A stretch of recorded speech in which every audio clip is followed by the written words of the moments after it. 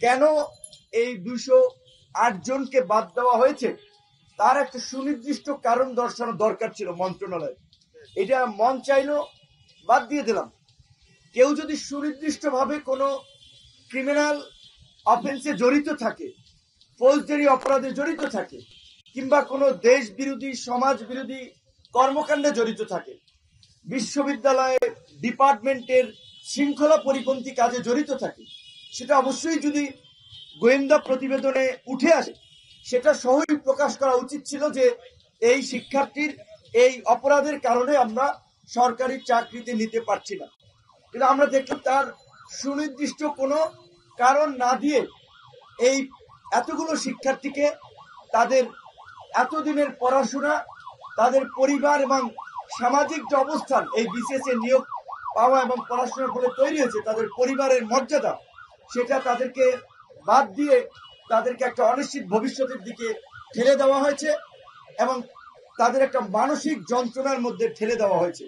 এটার আমরা নিন্দা জানাই, আমরা প্রতিবাদ জানাই।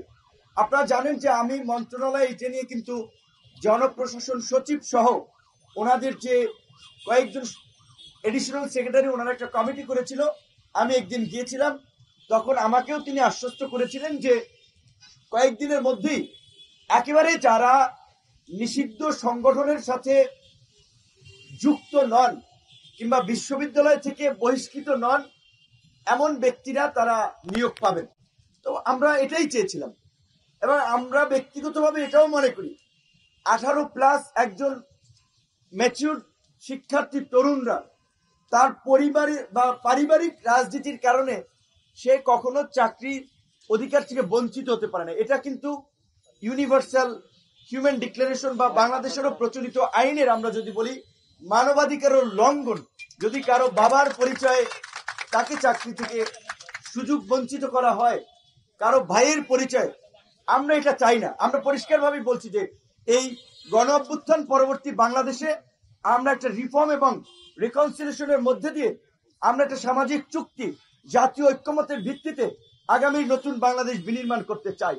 সেখানে এখনো যদি আমরা রাজনৈতিক দৃষ্টিকোণ থেকে সমাজে বিভাজন তৈরি করি, আমরা যদি মানুষের প্রতি বিদ্বেষ ছড়াই, তাহলে এই বাংলাদেশ সম্ভব না। ছোট্ট একটা দেশে 18 কোটি জনগণের বসবাস, এই জনগণকে নিয়ে কিভাবে সম্মিলিতভাবে কাজ করা যায় আমাদেরকে সেটা ভাবতে হবে।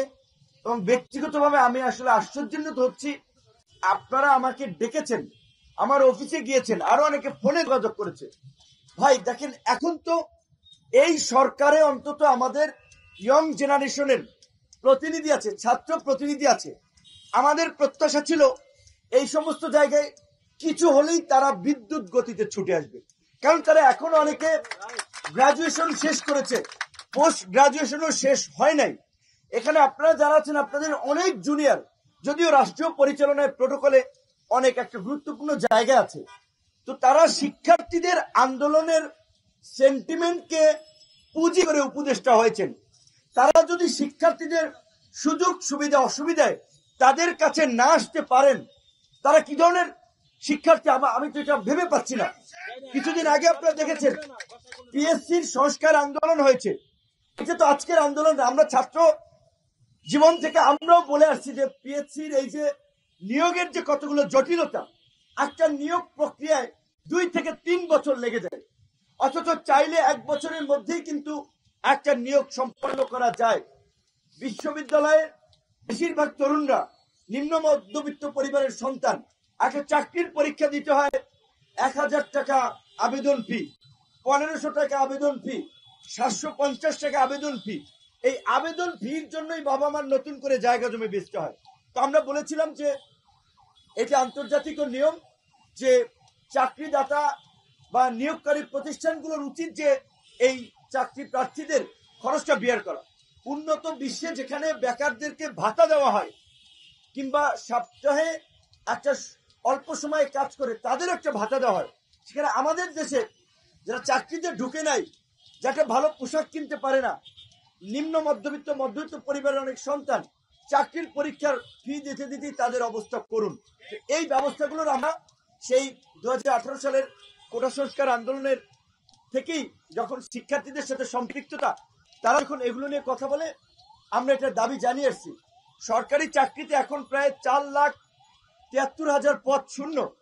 আমরা খুশি হয়েছিলাম যে এই সরকার বলেছিল যে এই বিপ্লবী তরুণদেরকে, এই প্রতিবাদী তরুণদেরকে আমরা দেশের কাজে লাগাতে চাই, আমরা এই শূন্য পদগুলোতে নিয়োগ দিতে চাই। ভালো কথা, কিন্তু এই নিয়োগ দিতে গিয়ে যদি আবার তাদের সাথে এইভাবে বৈষম্য করা হয়, যে যেই আন্দোলনের স্লোগান ছিল কোটা না মেধা, সেখানে আজকে মেধাবীরা পড়াশোনা করে চাকরির পরীক্ষা উত্তীর্ণ হয়ে নিয়োগের জন্য রাজু ভাস্কর্যের ধুলাবালিতে পড়ে থাকবে, সচিবালয়ের কিংবা আমলাতন্ত্রের লাল ফিতার বেড়াজালে বন্দী থাকবে। এইটা অমানবিকতা, এইটা এই গণ আন্দোলন, এই ছাত্র যুবক তরুণদের আন্দোলনের সাথে প্রতারণা এবং বেইমানি। আমরা এই সরকারের কাছ থেকে অন্তত এইটা প্রত্যাশা করি না। আমি আপনাদেরকে বলছি যে আপনারা আজকে এখান থেকে একটা আলটিমেটাম দেন, কারণ আপনারা সরাসরি চাকরি প্রার্থী।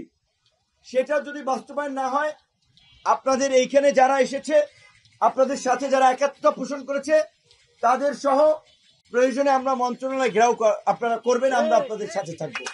কিন্তু একটা বিষয় আমরা আপনাদেরকে পরিষ্কার করব, আপনারা দেখেছেন এই ঢাকা বিশ্ববিদ্যালয়ের প্রত্যেকটি রাজপথ আমাদের রক্তে রঞ্জিত হয়েছে।